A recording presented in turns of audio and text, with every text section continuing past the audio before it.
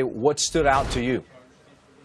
Well, really there are several things. First of all, and maybe the most essential piece of information for the Minnesota Vikings going forward, is that they do not believe that Teddy Bridgewater, the starting quarterback and really one of the faces of the franchise, they do not have much hope for him playing in the 2016 season. So it certainly seems like they're going to turn to Shaun Hill, their backup for the last several years, a player they sounded like they have some confidence in, but it was noteworthy when every time Mike Zimmer was asked about the confidence he had in Shaun Hill, he mentioned the entire team, the defense, the running game, making sure that everyone works in concert, not just talking about the kind of quarterback that Shaun Hill is. That certainly was something that was noteworthy. As far as the specifics of Bridgewater's injury, we did not get many. It was described as gruesome, which, according to some people there, was absolutely what it was. Players were disturbed, throwing up, not wanting to see, looking away as quickly as possible. They were praying on the field.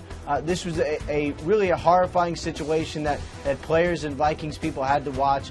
So now Teddy Bridgewater is getting an MRI right now. He's sedated, as Mike Zimmer said, as they try to figure out exactly what the diagnosis is, how long he's out, and whether Bridgewater will be okay going forward. But a very sobering, difficult day, dark day for the Minnesota Vikings going forward. Right. You mentioned that they expect Shaun Hill to step in and serve as the quarterback for this team. But have you heard anything? I know that the news is still fairly new, but have you heard anything in terms of them shopping for any potential quarterbacks out there outside of what they have on the roster already?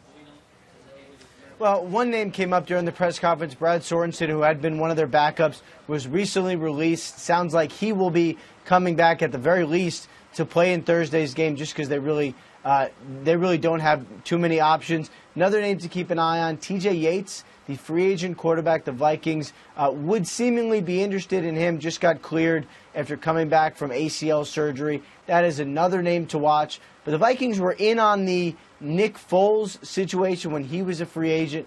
They considered trading for him. They considered signing him. In the end, did not do so because of the confidence they had in their guy. But you would have to imagine the Vikings are trying to see what actually is out there, what quarterbacks they can get, and really just how to fill out their roster. Dealt with a very, very difficult blow today, losing Teddy Bridgewater for what appears to be the 2016 season.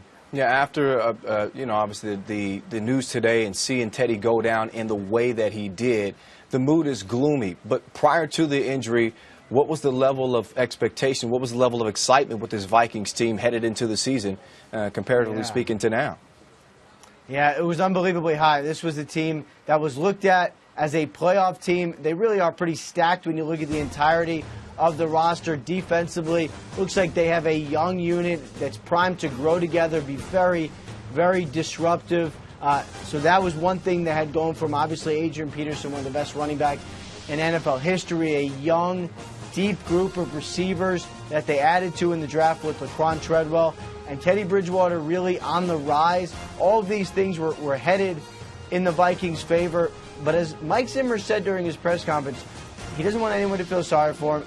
He certainly believes that the team is capable of doing what it set out to do. It is just a little more difficult now, losing a dynamic player in Teddy Bridgewater.